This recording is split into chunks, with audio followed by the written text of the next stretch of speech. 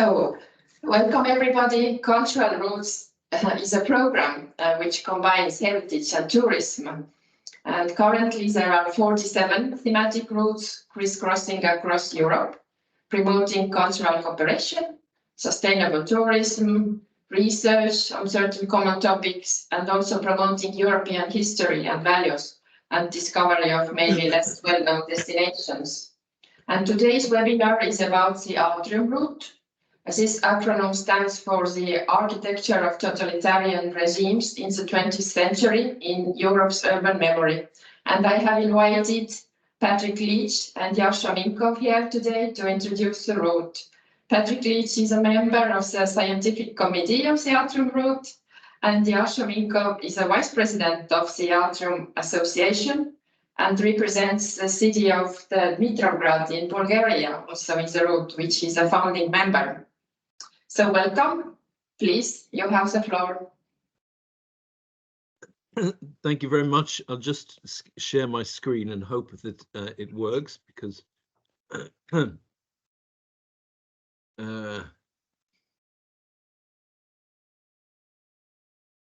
everybody, can you see that? Everybody see the screen? Yes, we can see it. Yeah. Okay. So, well, thank you very much. I'm part of the scientific committee, and I have some responsibility for international development. Thank you very much, Lena and the Ministry of Culture of Estonia, for inviting us. We're delighted to be here. We'll just give a presentation about ATRIUM and then be delighted also to answer any questions that you have after the presentation. So can I hand over immediately to Jascha, who's the Vice President of the route, and then he'll hand back to me to talk about some of the activities. Okay. Well, thank you, Patrick.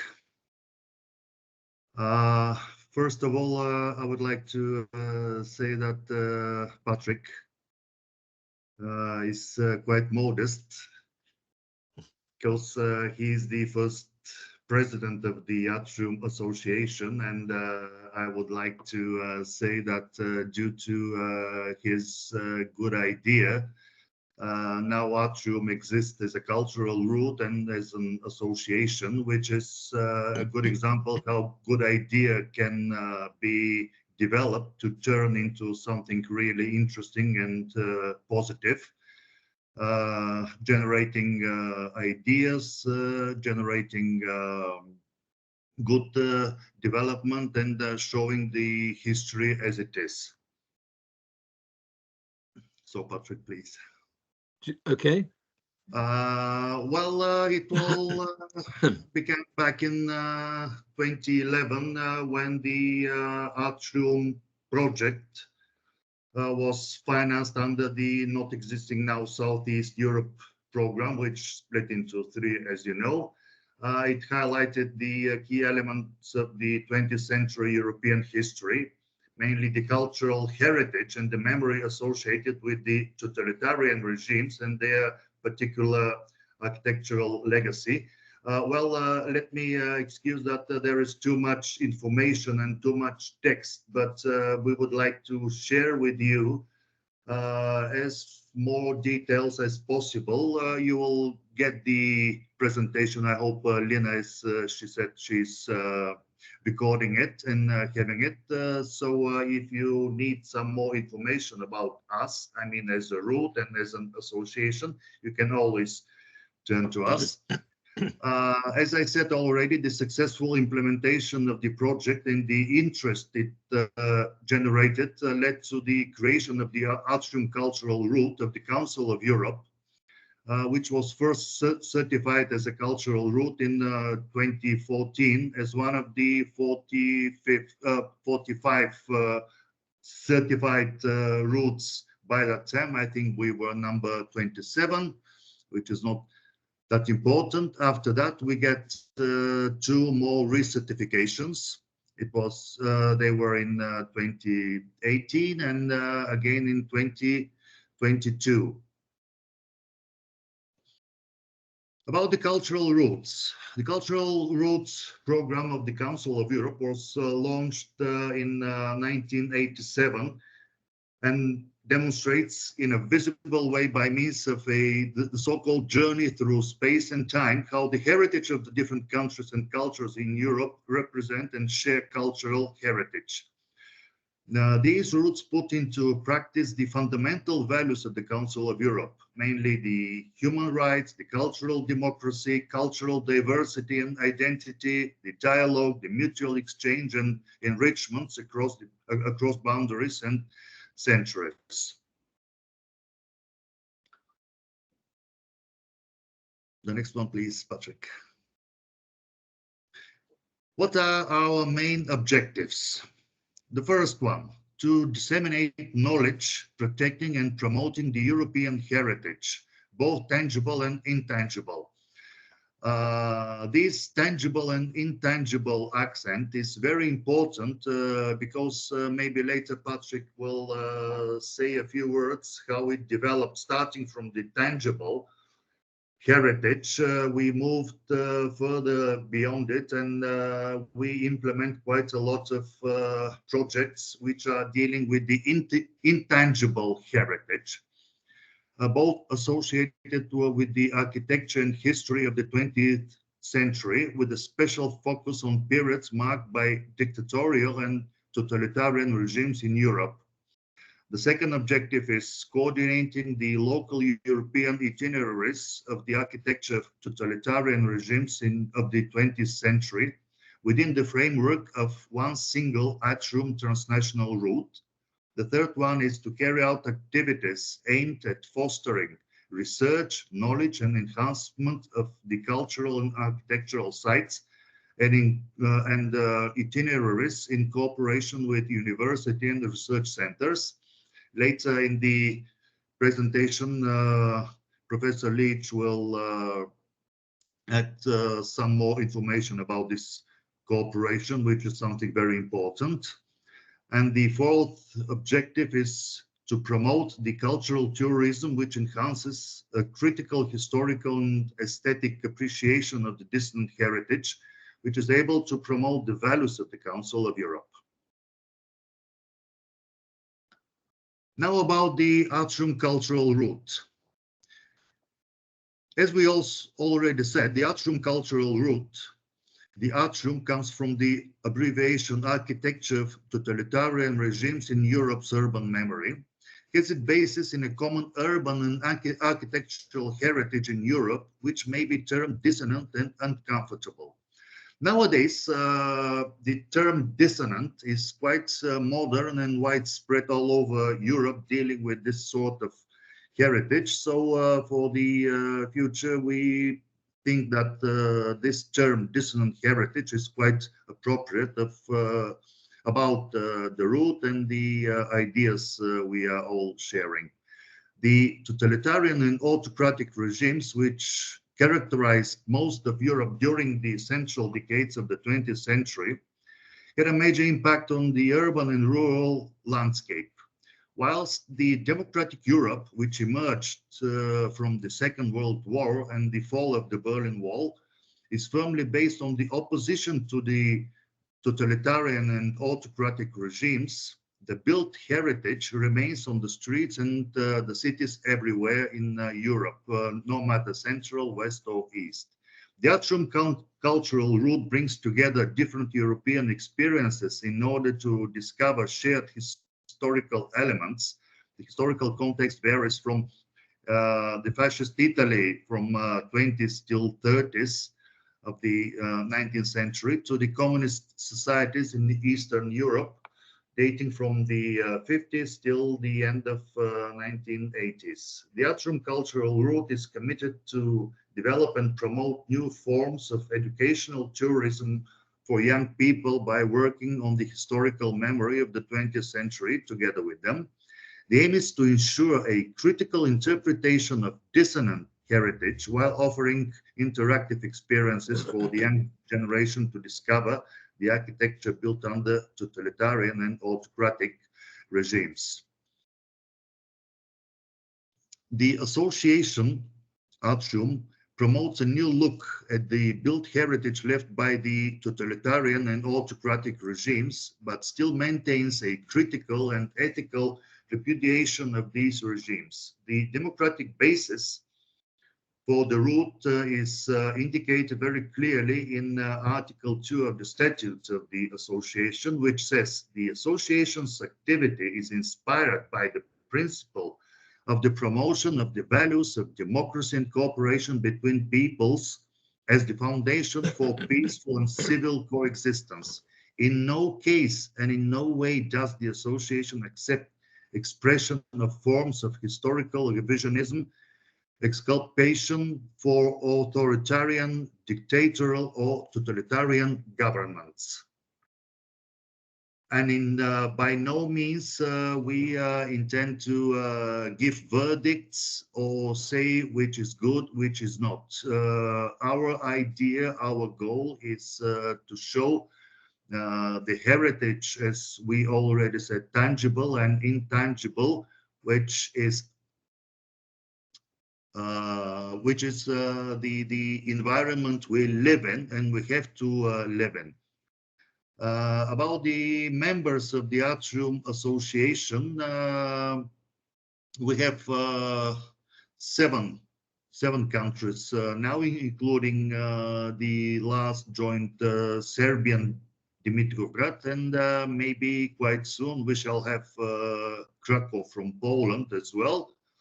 But now I would like to give the floor back to Patrick to go on with the next information about the route and the association and activities. Thank you. Okay, thanks very much, Jasho, particularly for your very kind words at the beginning. I'm delighted to be here. Just perhaps one or two things also on the members. Krakow has actually passed its application to ATRIUM and is waiting for the approval of the ministry. So we hope we will have 7 countries and 21 members in the very near future. As you can see, it's still very much based on Southeast Europe. We're looking, as I said, for members north in Poland and indeed in Estonia, Lithuania, Latvia, Germany, also Portugal and Spain. And we've had links with quite a lot of cities or towns, and we've worked with quite a lot of cities or towns. But it's due to these moments of promotion of the route, perhaps, which we can find new members. But the original members were emerged from the Southeast Europe programme. So many of these were original members which we worked on with together in 2011, 2013. So many in Italy, then 2 in Croatia, Dimitrovgrad in Bulgaria, founding member, Iași and Stei in Romania, Leiros and the University of Crete in Greece, Dimitrovgrad in Serbia, and Krakow in Poland. And I should say that by statute, there are 2 types of members of ATRIUM. One are the municipalities, because we do work very closely with built heritage, material heritage, and with citizens. And so our original statute was based membership exclusively on municipalities. But given the importance of universities and the activity which we carry out with universities, we've amended the statute, and also universities can now be members of ATRIUM. If I just say 1 or 2 words about 2 or 3 members, just to give an example of the sort of cities we're looking at. The project began in Forlì. Forlì is in northeastern Italy, quite near Bologna, and it's particularly well known because near Forlì, Mussolini, Benito Mussolini, the fascist dictator of the 1920s and 30s, was born in a small town called Predappio near Forlì. So Forlì became a sort of showcase, a sort of demonstration, according to him, of what fascism could lead to, with the sort of utopian cities which could be built. So there's a lot of material heritage in Forlì, rebuilt in the 1920s and 1930s, which has an architectural importance, but above all, a historical importance, because it was really, as I said, a showcase demonstration of what fascism wanted to be. To the extent that it was seen as the city of the Duce, Città del Duce, at a certain point in the in the present, as as a heritage. So that's really where the ATRIUM route began from. It's where the ATRIUM route has also, the ATRIUM Association has its international headquarters. So Forli is a sort of hub for the whole association. Perhaps I could just pass back to Jascha very briefly, just to say one or two words about Dimitrovgrad, because I don't want to make any mistakes. It's in the east of Poland, east of Bulgaria, and it's a founding member of ATRIUM, but perhaps Jascha would like to say one or two words.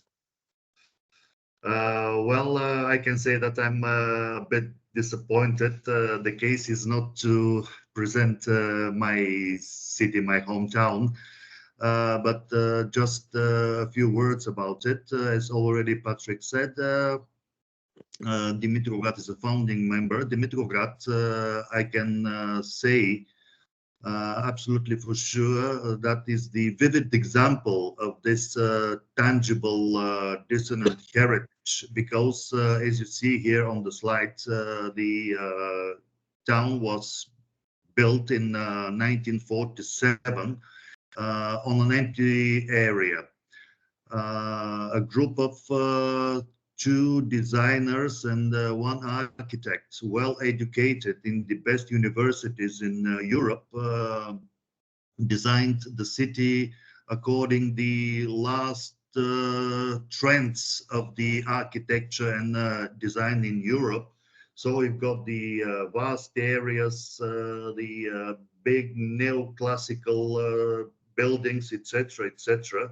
And I take the opportunity now to invite anyone who is interested to come and see us. And as an example of this dissonant heritage, I'm glad that we as a municipality and the people who represent the municipality have this interest on the topic of the dissonant heritage. So we actively take part and support all the projects dealing with this dissonant heritage. And we are trying to be very proactive in the association itself.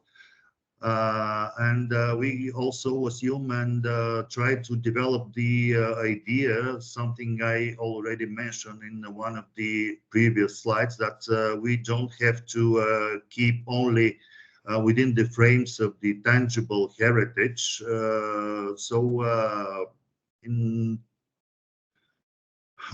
several slides after, you will see some projects which are dealing with the intangible heritage, quite interesting projects we are implementing together with different partners from the ATRIUM Association. So feel free to ask about Dimitrovgrad anything you want. Thank you. Thank you, Patrick. Perhaps I could just mention also another of our members, not to tell you all about all our members, but the town of Stey in central Romania, I think, is a good example of a member of ATRIUM. Stey was built near a uranium mine. The uranium was found in the hills outside Stey in 1947, I think, and the Soviet army moved into Stey to create an urban center, administrative center, which was to be a service to the mine in that period in 1948 to 1956. So again, it's a city which is very tightly tied, both architecturally and historically, to the Soviet period and the period of the extraction of uranium. So Stey is also an interesting city. It's a foundation city, it's a foundation town. It's quite small, but has that important and dissonant relationship to its own past, and they're quite a new member, and we're delighted to have them. But perhaps I don't want to talk about all the members, but just give an example of some of the activities and some of the activities which we are involved in. So I'm going to just show you some of the implementation of the projects which are financed by the European Union. In other words, we as an association, we coordinate and bring together the activities of members, and members, of course, are free to undertake any activity they like, which is coherent and consistent with the ATRIUM mission. But a lot of this activity takes place through European funded projects, and the projects will typically involve some members of the ATRIUM Association, but also external members. So just one or two of these. We have quite a large number of projects which are based also on the increasing of cultural competences within the city councils or within the association itself. In particular, for example, this, which is a project which has just started called Next Roots, a project which aims to reinforce cultural roots of the Council of Europe and through the manager's competences and skills, with a particular emphasis on digital and creativity. Another example, this is a project which is now finished, a project called People, which was about moving on to the intangible heritage, which Yasha was talking about, the personal stories of discrimination and persecution under the totalitarian regimes of the 20th century. This was particularly in response to the need to give young Europeans deeper knowledge of the sort of persecutions that occurred under totalitarian regimes. And I think we had four aspects in particular, four elements or four groups of people who were discriminated: Jews, discrimination on the basis of ethnicity, discrimination on the basis of religion, and discrimination on the part in terms of intellectuals. In particular, if I'm right, Yasha, the Dimitrovgrad took ahead the discrimination of poets in Bulgaria. So each country is focused on one particular type of persecution. And a lot of youngsters were involved, so it really created a great interest. Many young people from high schools took part in it, with researchers, with their interpretation of the topics. And I should say that's also one element which we've been working on in particular, which is work with the schools and work with young people. It's one of the indications of the Council of Europe for a cultural route, is to work with historical memory, and in particular with young people. Another project financed under the Europe for Citizens project called Faro, again Dimitrovgrad was involved in it, was particularly focused on the dissonant heritage, just the idea of dissonant heritage, and the way that new management solutions could be based on active engagement of local citizens. And of course, that's a very important but also quite a delicate aspect, is that to raise awareness of the history of a town which may have a history which is uncomfortable and dissonant. Dimitrovgrad was a member, but also Lusada in Portugal and Forlì in Italy, and several other cities with similar backgrounds. Fabrus, I won't go quite quickly, was another project based on the transfer of knowledge and the enrichment of knowledge on the part of cultural operators. So that's an activity which we have access to as a Council of Europe, recognised by the Council of Europe.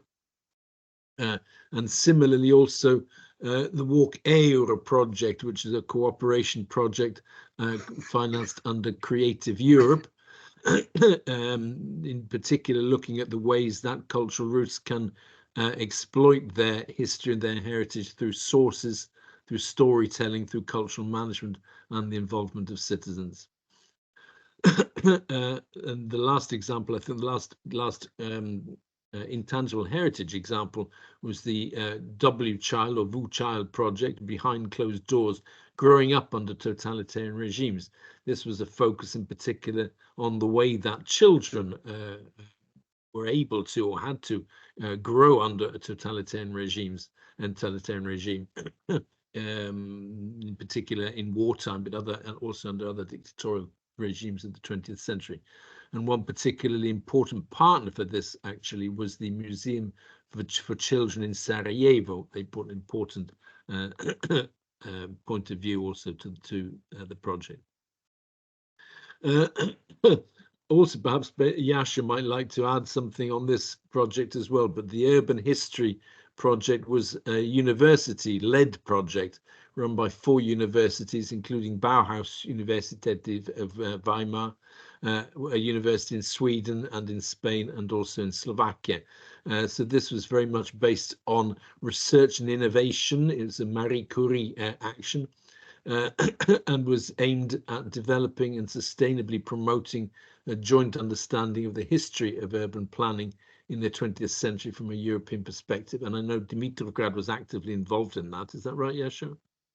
Yes. You're talking about the next project. Sorry. Okay. So this is urban hist. And the last project, that's right, and I will hand over to Yasha for this, was Lost Music, the history of European urbanism in the 20th century. Yasha. Very interesting as well projects we are implementing at the moment in partnership with Forlì again and the Spanish city Alicante and also the European Association of the Conservatories. In fact, this is again within the scope of the intangible heritage. We are developing the topic of the classical music, which has been created in such periods. And the idea is to try to attract the young audience, to show to the young audience the beauty of the classical music, together with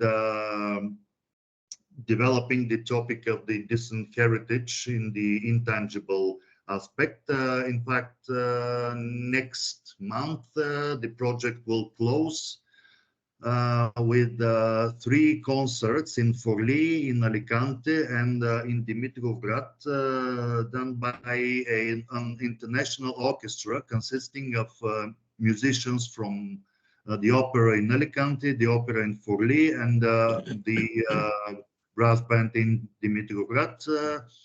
And there will be a piece of music created by 3 composers from each of the partners. So we really hope that it will attract a lot of young audience. And again, we shall talk about the distant heritage and the intangible aspect of it. Thanks, Yasha. I should just say in closure here that some people ask what the cultural route can offer cities. Well, we can't offer automatic financing. There's no sort of automatic way in which a cultural route can give financing to cities or universities. But ATRIUM can function as a sort of vehicle towards a large number of European projects. The ATRIUM route was actually born from the European Projects Office of the City Council of Forlì. So we have quite a lot of considerable experience in European projects and the financing of them. And in fact, we also, just to say, I've also spoken about next routes, but these 3 other routes, Arc Ethics, which is a project financed under Urbact with municipalities. That's in particular a project about innovative urban planning and methodologies for regeneration. This is a project which was just started. It's been approved, and we had the kickoff meeting about 1 month ago. And then we're also involved in 2 funded projects, Service Citizens, Equality, Rights and Values, which was the old Europe for Citizens project. They're very small projects, but they give us some opportunity to work with other cities within our route and outside of our route. And the developing an inclusive program, the last of those includes, for example, I think the lead partner of this is the Buzluja Foundation in Bulgaria. So again, these are new projects which have just been approved. But to move on, so we function within European programs, and we have financing through European programs. And we've got a large academic network, a rather informal academic network. We've got a lot more than these universities, in fact, are involved with ATRIUM, but these are perhaps the ones which have been most closely linked to ATRIUM in the past. The University of Bologna in particular, of course, the Departments of Architecture, of Languages, in Cultural Heritage and Arts, the Technical University of Crete, which has been assisting also Leros in its application to ATRIUM. The Bauhaus Institute in Weimar, which we've worked with for the last 10 years. The Estonian Academy of Arts with Irina Latal, who is present today. The Jagiellonian University in Krakow, which has helped us also with the accession of Krakow to the ATRIUM cultural route because of the Soviet-inspired proletarian city of Nowa Huta, just outside Krakow, and also the University of Cagliari in Sardinia. So these are just some of the universities which we've worked with on a more regular basis. But not only in that sort of particular container, but we've also worked with the Una Europa Alliance, the University, the Una